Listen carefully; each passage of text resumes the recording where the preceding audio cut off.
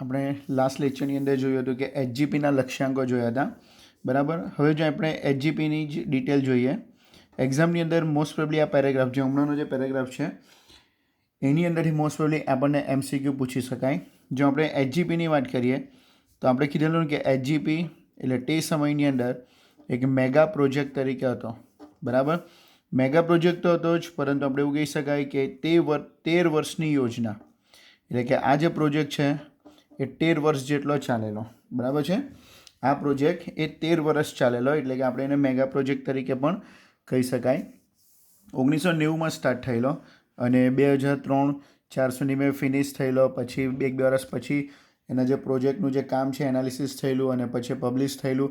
એટલે કે એમ જોતા જે ઓફિશિયલી જે એના પર જે કામ થયેલું એ 13 વર્ષ જેટલું એના પર મેગા પ્રોજેક્ટ પર કામ થયેલું.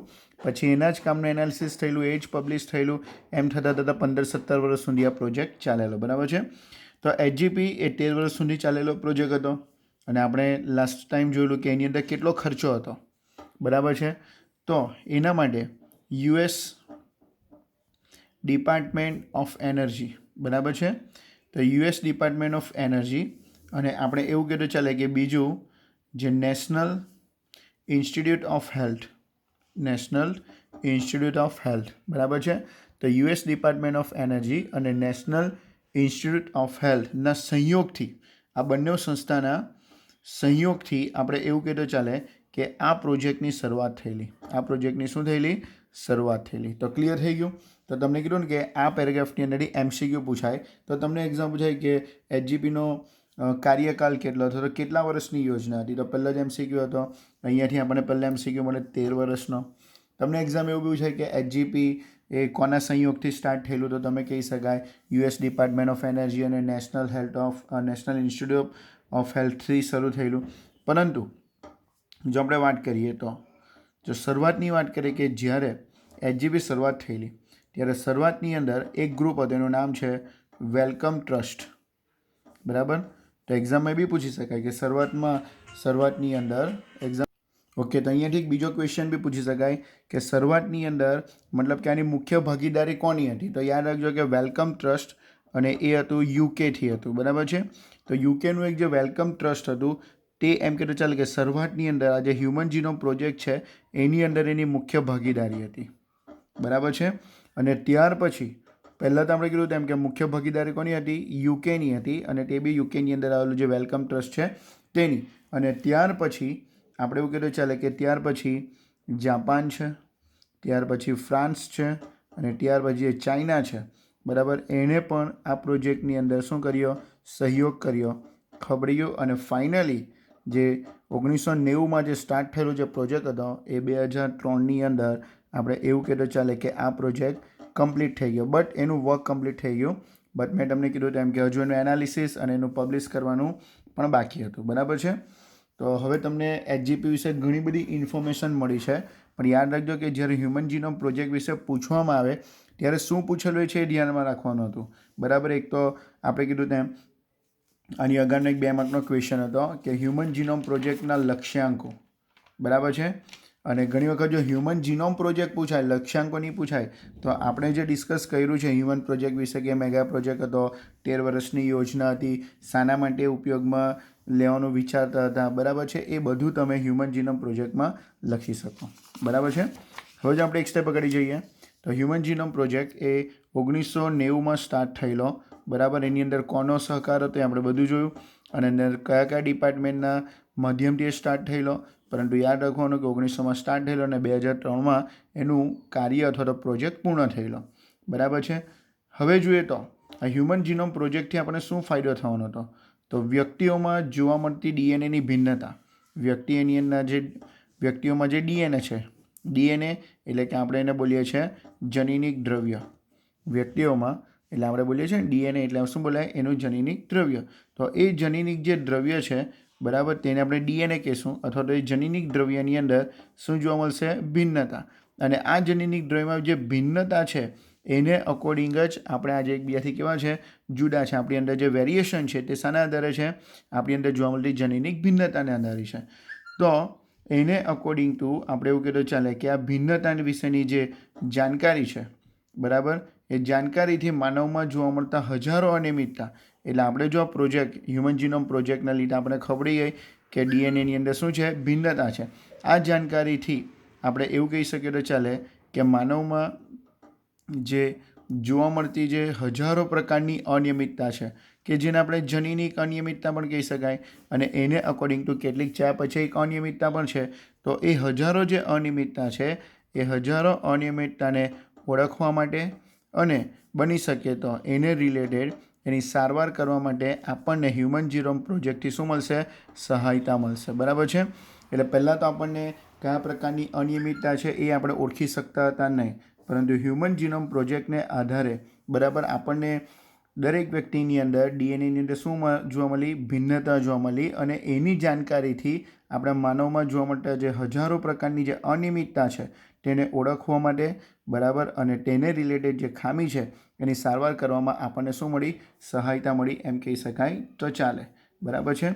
હ્યુમન જીનોમ પ્રોજેક્ટથી, બરાબર, આપણે કેટલાક જે જીવ વિજ્ઞાનના જે રહસ્યો છે, એટલે કે બાયોલોજીને રિલેટેડ, કે કોષની રચના તો આપણને ખબર પડી ગયેલી હતી, પણ કોષની અંદર આવેલું જે જનીન દ્રવ્ય છે, તો એવા એ જનીન દ્રવ્ય કયા સ્વરૂપે વ્યક્ત થાય, કઈ કન્ડિશનમાં વ્યક્ત થાય, એના લીધે એની અંદર કંઈક પ્રોબ્લેમ થાય તો કેવા પ્રકારની ખામી સર્જાય. તો આ જે જીવ વિજ્ઞાનના જે રહસ્ય છે એ રહસ્યને સમજવા માટે આપણને શું થયું, ઉપયોગી બનશે. ઇવન આપણે એવું કહેતો ચાલે કે જે ડીએનએના ક્રમની જે જાણકારી છે, ડીએનએના ક્રમની જે જાણકારી છે એ જાણકારીથી આપણને પ્રાકૃતિક ક્ષમતાઓ, બરાબર છે, પ્રાકૃતિક ક્ષમતાઓ સમજવામાં શું થયો, એનો ઉપયોગ કરવામાં આવ્યો. બરાબર. એટલે કે ડીએનએના ક્રમની જાણકારીથી આપણે પ્રાકૃતિક જે ક્ષમતા છે તેનો ક્ષમતાનો ઉપયોગ, એટલે ક્ષમતાઓનો ઉપયોગ સમજવામાં આપણને શું મળી, ખૂબ જ સારી માહિતી આપણે એના પરથી સમજી શકીએ. બરાબર. ઇવન આ જ ક્રમના ઉપયોગથી સ્વાસ્થ્ય સુરક્ષા, બરાબર છે, કૃષિ ક્ષેત્રે આપણે પહેલાં જ કીધેલું કે પ્લાન્ટ જીનેટિક એન્જિનિયરિંગ, બરાબર છે, તે જ રીતે તમે એનર્જી ઉત્પાદનમાં, બરાબર, અને છેલ્લે આપણે એવું કહેતો ચાલે કે પર્યાવરણની સુધારણની જે દિશા છે, બરાબર, તેમાં પ્રાણીઓ, વનસ્પતિઓ બધા જ આવી જાય. તો તેના રિલેટેડ આપણે કેટલીક જે આપણી જરૂરિયાત છે, બરાબર છે, તેનું આપણે શું કરીશું, ઉકેલ લાવી શકાય. તો બરાબર, તો હ્યુમન જીનોમ પ્રોજેક્ટથી આપણને જો ડીએનએની સિક્વન્સ ખબર પડી જાય તો, ડીએનએની સિક્વન્સ એટલે કે ડીએનએ એટલે કે બેવડી કુંડલમાં જે રચના છે એના પર આવેલા જે નાઇટ્રોજન બેઝનો જો ક્રમ જો આપણને સમજ પડી જાય તો આપણે બાયોલોજીના કેટલાક રહસ્ય, બરાબર છે, જનીનને રિલેટેડ કેટલાક રહસ્યોને સમજવા માટે ઉપયોગી બનશે. ઇવન ડીએનએના ક્રમની જાણકારી પ્રાપ્ત થશે કે જેના લીધે આપણે પ્રકૃતિની ક્ષમતાનો ઉપયોગ કરી શકાય, તેમજ સ્વાસ્થ્ય સુરક્ષા, એગ્રીકલ્ચર ક્ષેત્રે, એનર્જી પ્રોડક્શન ક્ષેત્રે, બરાબર છે, અને પર્યાવરણની સુધારણની દિશા અંગેના કેટલાક સમાધાન, એટલે કે કેટલાક પ્રોબ્લેમને આપણે સોલ્વ કરી શકાય. બરાબર છે. આ હ્યુમન જીનોમ પ્રોજેક્ટ આપણે એવું જ માનીએ છીએ કે તે મનુષ્યને રિલેટેડ, એટલે કે મનુષ્યના જનીનને સંબંધિત પ્રોજેક્ટ હતો, બરાબર છે, પણ એવું નથી. બરાબર. હ્યુમન જીનોમ પ્રોજેક્ટની અંદર કેટલાક અમાનવીય મોડલ્સ, બરાબર, અમાનવીય મોડલ્સ એટલે કે મનુષ્ય સિવાય પણ કેટલાક બીજા બધા જે સજીવો છે એના પણ આપણે જીનોમ એટલે કે એનું પણ જનીનને જાણી શકીએ. જસ્ટ એક્ઝામ્પલ, આપણે સૌથી વધારે જો કોઈ સજીવ પર પ્રેક્ટિકલ કરી રહ્યા હોય તો તે કોણ છે, બેક્ટેરિયા છે, અને બીજું કોણ છે, ઈસ્ટ છે. બરાબર. તો આપણે મનુષ્ય સાથે બેક્ટેરિયા અને જે ઈસ્ટ છે એના પણ જનીન દ્રવ્યને આપણે એમ કીધું ચાલે કે જીનોમ એટલે કે નાઇટ્રોજન બેઝ વિશેની આપણે માહિતી મેળવી. એ ઉપરાંત આપણે લેસન નંબર 5માં આવેલું છે ડ્રોસોફિલા, કે જેને આપણે કીધેલું ફળમાખી. ડ્રોસોફિલા કે જેને આપણે શું કીધેલું, ફળમાખી. તો એના વિશે પણ, એના જનીન વિશે પણ આપણે ઇન્ફોર્મેશન લીધી. બરાબર. આપણે હમણાં જ કીધું કે એગ્રીકલ્ચર ક્ષેત્રે, કૃષિ ક્ષેત્રે તો કેટલીક વનસ્પતિઓ, બરાબર, જસ્ટ એક્ઝામ્પલ ડાંગર, અને બીજી આપણી બુકમાં આપ્યું છે એરેબિડોપ્સિસ, બરાબર છે. તો આના પર જનીન દ્રવ્ય માટે આપણે કેટલુંક અભ્યાસ કર્યો. ઇવન કેટલાક આપણા જે મુક્તજીવી અને કેવા છે, બિનરોગકારક, મુક્તજીવી અને કેવા છે, બિનરોગકારક જે સૂત્રકૃમિ છે, બરાબર, આ બધા જ સજીવોના આપણે ડીએનએના ક્રમ વિશે માહિતી પ્રાપ્ત થઈ. ડીએનએના ક્રમ વિશે માહિતી પ્રાપ્ત થઈ. બરાબર છે. તો આપણે એવું સમજતા હતા કે જે હ્યુમન જીનોમ જે પ્રોજેક્ટ છે, બરાબર છે, તે ફક્ત મનુષ્યના જનીનિક સંબંધિત આપણે જનીનિક સંબંધિત અભ્યાસ માટે જ થયો છે એવું નથી, પરંતુ કેટલાક આપણે કહેતો ચાલે કે અનમાનવીય મોડેલ, બરાબર છે, કેટલાક એવા બી છે કે જે મનુષ્ય સિવાય બેક્ટેરિયા છે, ઈસ્ટ છે, પ્લાન્ટ છે, ડ્રોસોફિલા છે, બરાબર, કેટલાક સૂત્રકૃમિ છે, તો તેના ડીએનએના વિશેના ક્રમની પણ આપણે શું કરી છે, માહિતી પ્રાપ્ત કરી છે, બરાબર છે. હવે જો આપણે આ જે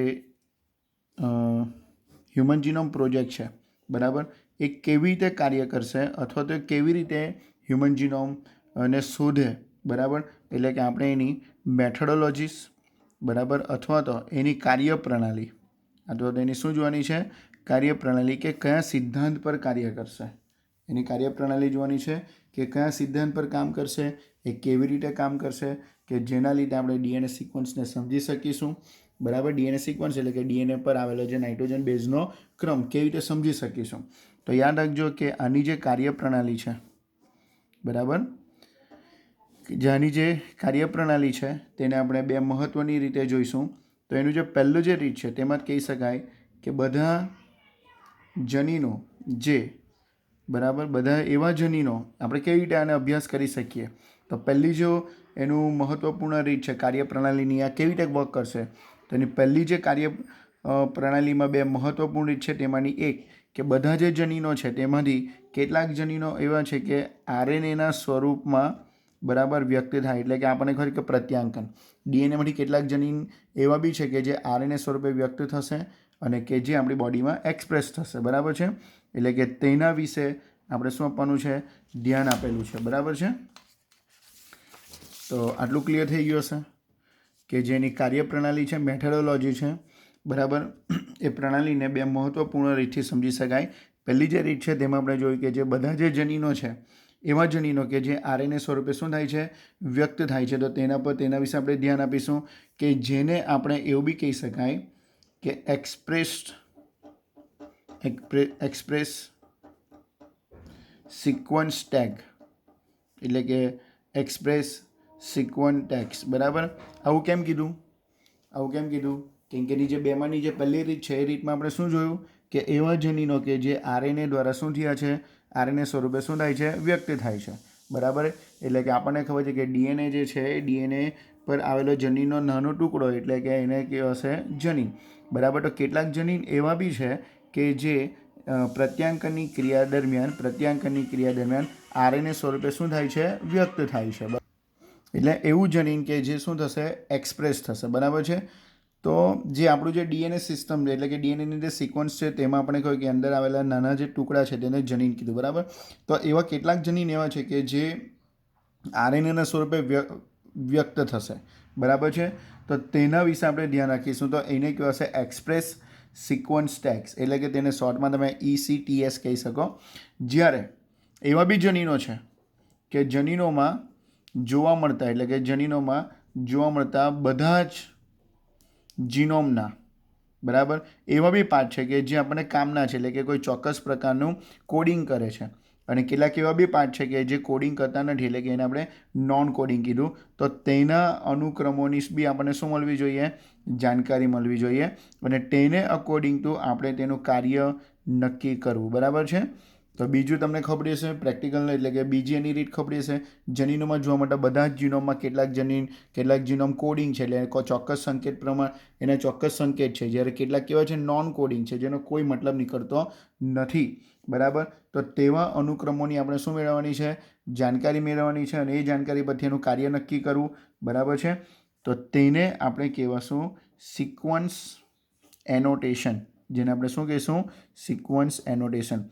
તો આપણને ક્લિયર થઈ ગયું હશે કે મેથોડોલોજીની જો વાત કરીએ કે કયા સિદ્ધાંત પર કાર્ય કરે, તો બે રીતે કાર્ય કરશે.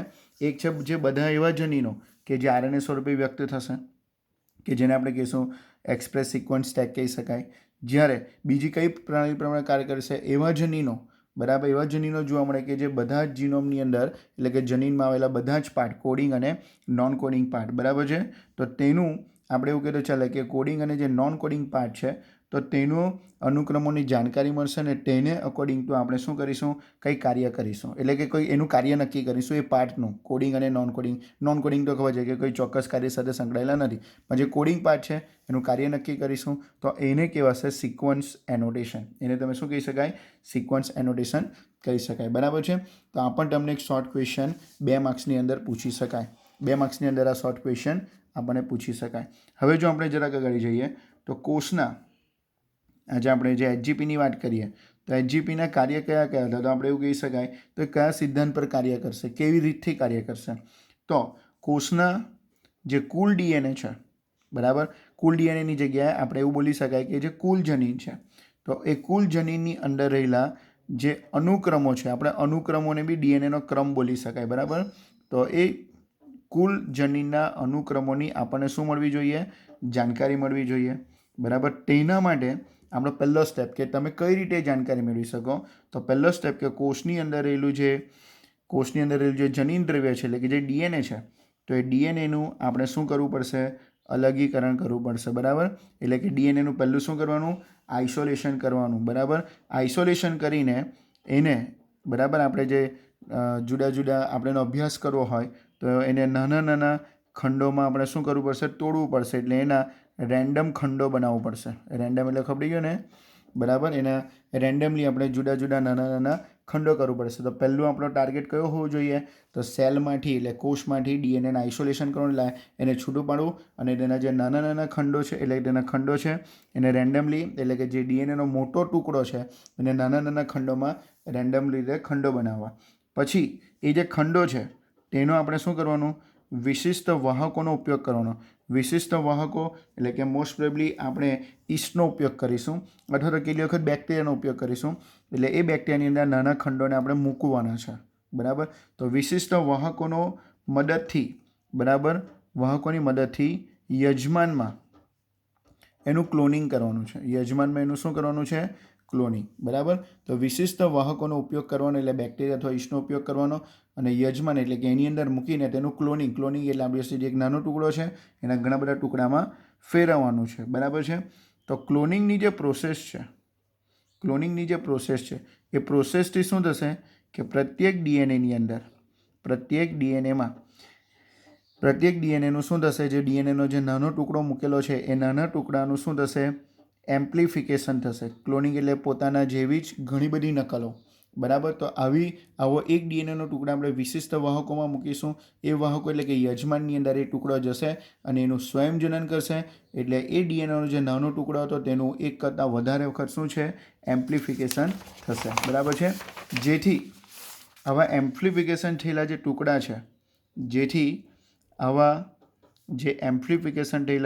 અથવા તો જે ખંડો છે એ ખંડોની ક્રમની આપણે જાણકારી શું કરી શકીશું, સરળતાથી મળશે. બરાબર. સરળતાથી મળી શકે. અને જો આપણે વાત કરીએ કે ઉપયોગી યજમાન તરીકે આપણે કોનો ઉપયોગ કરીએ, તો ઉપયોગી યજમાન તરીકે આપણે બેક્ટેરિયા અને કોનો ઉપયોગ કરીશું, ઈસ્ટનો, કે જેની અંદર આપણે ડીએનએના ટુકડા મૂકીને, બરાબર, તેનું આપણે શું કરવામાં આવશે, ડીએનએના ટુકડા મૂકીને તેનું આપણે શું કર્યું છે, ક્લોનિંગ કર્યું છે. બરાબર છે. અને વાહક તરીકે, બરાબર, વાહક એટલે કે યજમાનની અંદર આપણે ટ્રાન્સફર તો કરવું પડશે ને. યજમાનમાં આપણે ડીએનએના ટુકડાને મોકલવા માટે કોઈ વાહકનો ઉપયોગ કરવો પડશે. એ વાહકના ઉપયોગ માટે આપણે કોનો ઉપયોગ કરીએ છીએ, BAC શોર્ટમાં લખ્યું છે. B4 આપણે એવું કહીએ ચાલે કે બેક્ટેરિયલ આર્ટિફિશિયલ ક્રોમોઝોમ. બરાબર. કે આર્ટિફિશિયલ ક્રોમોઝોમ દ્વારા એવા વાહકનો ઉપયોગ કરીને આપણે બેક્ટેરિયાની અંદર આ જનીનનો જે ટુકડો એટલે કે ડીએનએનો નાનો ટુકડો જે જનીન છે એને આપણે એન્ટર કરી શકીએ. તે જ રીતે YAC એટલે તમે કહી શકો ઈસ્ટ આર્ટિફિશિયલ ક્રોમોઝોમ. તો વાહક તરીકે આપણે બેક્ટેરિયલ આર્ટિફિશિયલ ક્રોમોઝોમ અને ઈસ્ટ આર્ટિફિશિયલ ક્રોમોઝોમનો ઉપયોગ કરીને યજમાન એટલે કે બેક્ટેરિયા અને ઈસ્ટની અંદર આ જે ડીએનએનો જે ટુકડો છે એને એન્ટર કરીને આપણે એનું શું કરી શકીએ છીએ, એમ્પ્લિફિકેશન કરી શકાય. બરાબર છે. એમ્પ્લિફિકેશન કરી શકાશે. બરાબર. તો તે રીતે એમ્પ્લિફિકેશન કરીને જે એમ્પ્લિફાઈડ જે ટુકડો થયેલો છે તેનું આપણે શું કરી શકાશે, જાણકારી મેળવી શકાશે. બરાબર. અને તેનો અભ્યાસ કરી શકાશે. હવે જો આપણે વાત કરીએ ડીએનએનો જે સેગમેન્ટ છે એટલે કે ડીએનએનો જે ખંડ છે, બરાબર, એ ડીએનએના સેગમેન્ટનો જો આપણે ક્રમ જાણવો હોય તો એ ડીએનએનો સેગમેન્ટ એ આપણી પાસે એક સ્વયં સંચાલિત, બરાબર, સ્વયં સંચાલિત એક મશીન છે કે જેને આપણે કહી શકાય ડીએનએ સિક્વન્સર્સ, બરાબર છે. તો યાદ રાખજો કે આપણી પાસે જે ડીએનએનો ટુકડો મળ્યો છે એ ડીએનએના ટુકડાનો જો ક્રમ જાણવો હોય તો યાદ રાખજો કે એના માટે આપણી પાસે સ્વયં સંચાલિત એક મશીન છે કે જેને આપણે શું કહીશું, ડીએનએ સિક્વન્સર. તો ડીએનએ સિક્વન્સરની મદદથી આપણે ઓટોમેટિકલી તેનો ઉપયોગ કરીને, સિક્વન્સરનો ઉપયોગ કરીને, બરાબર છે, ડીએનએનો જે ક્રમ છે એ ક્રમ શું થાય, જાણી શકાય, બરાબર. જો આપણે પહેલાંના સમયની વાત કરીએ તો પહેલાંના સમયની અંદર આપણને કોષમાંથી ડીએનએ છૂટો પાડવા માટે, બરાબર, કોષમાંથી ડીએનએનું આઇસોલેશન કરવા માટે 3 થી 4 કલાક થતા, બરાબર. પણ નાવડેઝ આપણી પાસે એવા પણ મશીન છે કે જે ફક્ત 4 to 10 મિનિટ્સની અંદર તમને શું કરી આપશે, કોષમાંથી ડીએનએ છૂટો પાડી આપશે, બરાબર. અને એ સિક્વન્સરની અંદર આપણે જે છૂટા પડેલા જે ડીએનએના ટુકડા છે એનો ક્રમ પણ આપણે શું કરીશું, ઓટોમેટિકલી જાણી શકીશું, બરાબર છે. તો ડીએનએ સિક્વન્સરની મદદથી જે ડીએનએનો જે ટુકડો છે, ખંડ છે, તો તેના પર આવેલો જે ક્રમ છે તેની આપણે જાણકારી મેળવી શકાશે, બરાબર છે. બરાબર, જે સિક્વન્સર જે પદ્ધતિ પર કામ કરે છે, બરાબર, તે ફ્રેડરિક સેગર દ્વારા વિકસાવવામાં આવેલો સિદ્ધાંત છે. ફ્રેડરિક સેગર દ્વારા વિકસાવેલ પ્રક્રિયાના સિદ્ધાંત પર કામ કરશે, બરાબર છે. આજે સિક્વન્સર જે છે તો આ તમારે એમસીક્યુ છે, યાદ રાખજો, મોસ્ટ એમપી, કે ફ્રેડરિક સેગર દ્વારા વિકસાવેલી જે પ્રક્રિયા છે એ પ્રક્રિયાના સિદ્ધાંત પર ડીએનએ સિક્વન્સર કામ કરશે. એ સિક્વન્સરનો ઉપયોગ કરીને જ, બરાબર, આપણે શું કરી શકાય, એ સિક્વન્સરની અંદર જે આપણે સિદ્ધાંતનો ઉપયોગ કર્યો છે તે સિદ્ધાંતના આધારે જ પ્રોટીનની અંદર આવેલા જે એમિનો એસિડનો જે ક્રમ છે, બરાબર, પ્રોટીનની અંદર આવેલા જે એમિનો એસિડનો ક્રમ છે એ નક્કી કરવા માટેની જે પદ્ધતિ છે એ પદ્ધતિ પણ કોના દ્વારા વિકસાવવામાં આવેલી, ફ્રેડરિક સેગર દ્વારા જ, બરાબર, એ પદ્ધતિ આપવામાં આવેલી, બરાબર છે. આ અનુક્રમો એટલે કે આ જે પદ્ધતિ છે કઈ રીતે કામ કરશે, અનુક્રમો એટલે ક્રમ, યાદ રાખજો કે આ જે ક્રમ છે તો એ ક્રમમાં હાજર રહેલા, બરાબર, જે સિક્વન્સ એટલે જે ક્રમ છે તે શું થશે, એકબીજા પર ઓવરલેપ થશે, બરાબર, એકબીજા પર શું થશે, ઓવરલેપિંગ થશે. અને આ ઓવરલેપિંગ જે પ્રદેશો છે એને આધારે જ, બરાબર, આ મશીન કામ કરશે, એટલે કે પેલું ડીએનએ સિક્વન્સર, બરાબર. એ ફ્રેડરિક મિસર જે આપણને સિદ્ધાંત આપેલો તેમાં શું હતું કે જે ડીએનએ પર જે ક્રમ હાજર છે તેમાંના કેટલાક ક્રમ એકબીજા પર શું થાય, ઓવરલેપ થાય, અને આ ઓવરલેપ થયેલા પ્રદેશોને આધારે, બરાબર, આપણે આ ક્રમ નક્કી કરી શકીએ, બરાબર છે.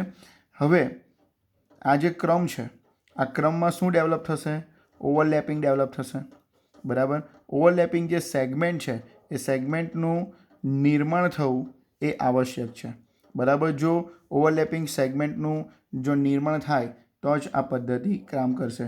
આવા જે ક્રમ છે, આવા ક્રમ, બરાબર, આવા જે ક્રમ છે તેનો મનુષ્ય દ્વારા સંગ્રહ થવું શક્ય નથી. મનુષ્યના દ્વારા આવા ક્રમનું, આ બધા જે આટલા બધા જે ક્રમ મળશે એ ક્રમનો સંગ્રહ કરવો આપણા માટે શક્ય નથી. એના માટે એમ કીધું ચાલે, એના માટે કમ્પ્લીટલી આપણે એમ કીધું ચાલે કે કમ્પ્લીટલી આ સિસ્ટમને સમજવા માટે એક કોમ્પ્યુટર પ્રોગ્રામ શું કર્યો છે, ડેવલપ કર્યો છે, કોના બેઝ પર, બાયો ઇન્ફોર્મેટિક્સના આધારે. એટલે જે પણ ક્રમ હશે એ તમને ડાયરેક્ટલી એક ક્રમ, બરાબર છે, આ ઇઝીલી આપણને મળી જશે. એટલે એમ કીધું ચાલે કે આ જે ડીએનએ સિક્વન્સર છે આપણે હમણાં જ કીધું કે પોતાની રીતે કામ કરશે, બરાબર, કે જેમાં આપણને ફ્રેડરિક સેગર દ્વારા જે પદ્ધતિ વિકસાવવામાં આવે છે તેના સિદ્ધાંત પણ કામ કરશે. અને આવા જે ઓવરલેપિંગ જે પ્રદેશો છે, બરાબર છે, તેનું નિર્માણ થશે અને તેના વિશેની જે માહિતી છે તે આપણને ડાયરેક્ટ જ કોમ્પ્યુટરનો જે પ્રોગ્રામ છે એને ડેવલપ કર્યો છે કે જેના દ્વારા આપણને બધી જ ઇન્ફોર્મેશન, બરાબર, મળી જશે કે જે મનુષ્ય દ્વારા લખવું ને કરવું એ શક્ય નથી, બરાબર છે. જો આપણે વાત કરીએ તો જે રંગસૂત્ર છે તેમાં 1 નંબરના રંગસૂત્ર છે તેનો જે ક્રમ છે એ મેની 2016 સુધીમાં શોધાઈ ચૂકેલો હતો. એટલે કે મનુષ્યના જે આપણે 46 રંગસૂત્ર એટલે કે 23 પેર બોલીએ તેમાંનો જે પહેલો જે રંગસૂત્ર છે તેના પર આવેલો જે અનુક્રમ છે, તેના પર આવેલો જે ક્રમ છે એ મેની 2016માં શું થઈ ગયેલો હતો, શોધાઈ ગયેલો હતો. પણ યાદ રાખજો કે ત્યાં સુધીમાં 2016માં આપણા જે લિંગી રંગસૂત્ર છે એક્સ અને વાય, બરાબર છે, તેનો ક્રમ શોધાયેલો હતો નહીં. એટલે આ બીજો એક MCQ લખવાનો છે કે 2016 સુધીમાં જે ફર્સ્ટ નંબરનો જે ક્રોમોઝોમ છે એનો ક્રમ નક્કી થઈ ગયેલો હતો, પણ તે ડ્યુરેશનમાં એક્સ અને વાયની ઉપર આવેલા જે જનીનનો ક્રમ છે એ નક્કી થયેલો હતો નહીં. બરાબર છે? કન્ફર્મ? બરાબર. હવે જો આ હ્યુમન જીનોમ પ્રોજેક્ટની વાત કરીએ તો હ્યુમન જીનોમ પ્રોજેક્ટનો જો આપણે બીજો પડકારની વાત કરીએ કે એના પાસે એક બીજી ચેલેન્જ બી બહુ મોટી હતી. કઈ હતી? જે જનીન સંકુલો છે તો એ જનીન સંકુલનો આનુવંશિક અને એક ભૌતિક મેપ બનાવવો. બરાબર? આનુવંશિક રીતે અથવા તો ભૌતિક રીતેનો શું બનાવવો? મેપ બનાવવાનો. બરાબર? કે જે આપણે હમણાં જ કીધું કે જે આપણે કોમ્પ્યુટરાઇઝ સિસ્ટમ દ્વારા આપણે એને ડેવલપ કરી શકીએ. બરાબર? તો આપણી પાસે બીજો એક પ્રોબ્લેમ હતો કે જનીન સંકુલો, કે આપણે કહીએ ને કે હ્યુમનની અંદર 30 થી 33,000 જેટલા જનીનો આવેલા છે. તો એ જે જનીનો છે તેનો આનુવંશિક માહિતી, એટલે કે આ જનીનો કયું કામ કરે અને તેનો ભૌતિક રીતે તેનો શું બનાવવાનો હતો? મેપ બનાવવાનો હતો. બરાબર છે? તો એ બનાવવું બી કેવું હતું? થોડું મુશ્કેલ હતું. બરાબર છે? તો એ જે જીન મેપ છે, એ જીન મેપ એ પોલીમોર્ફિઝમ, રિસ્ટ્રિક્શન, એન્ડો ન્યુક્લિયેઝ. બરાબર છે? તો આપણે જીન મેપ પછી હમણાં આપણે આટલું રાખીએ. નેક્સ્ટ લેક્ચરમાં આપણે જીન મેપથી થોડું અગાડી જઈશું. બરાબર છે?